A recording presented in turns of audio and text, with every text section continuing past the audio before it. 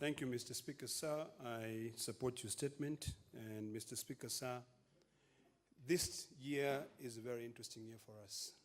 Very many discussions of various things changing. I think it's important that, as my colleagues have said, that we remind ourselves what is our responsibility as a Senate in this country.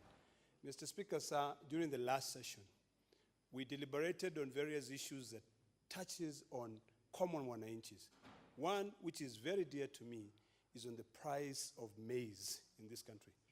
Over the weekend, Mr. Speaker, sir, I traveled to Kitale. I visited a gentleman by the name of Silas, and I was shocked.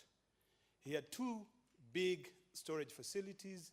He had over 20,000 bags of corn, and he could not be able to find a place to sell. On the same weekend, Mr. Speaker, sir, I traveled to Narok, and I went to Transmara, where now the farmers are crying that the price of sugar cane, or the cane, has now been forced to drop down because of the over-surplus of imported illegal sugar in this country.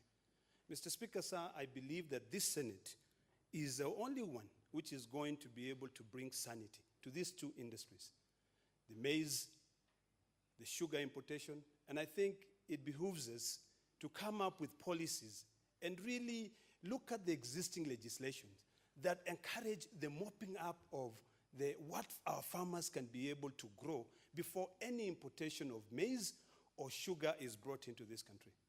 The warehousing bill, the one that we passed, I hope that it will come in handy to be able to help us. On the war of corruption, Mr. Speaker, sir, I'd like to encourage all my colleagues that it is now time for us, because today, Mr. Speaker, sir, you saw that even the government in 1968 pledged to deal with corruption. We are still pledging and pledging and pledging. I think the only way we can really be able to do this is to back it up with proper legislation. There's no reason as to why any legislation should be discriminatory. If a state officer is charged with an economic crime or a public officer, they should actually step aside so that this country can begin to believe that we really mean what we say. When you look at the health sector, Mr. Speaker, sir, NHIF, and recently we had, I had a citizen, or rather a constituent from Narok, who died at, in one of the local hospitals. And just because he was in a private hospital, the amount of money, the maximum that NHIF could pay for that, the deceased person, was only 500,000. And that is after I intervened.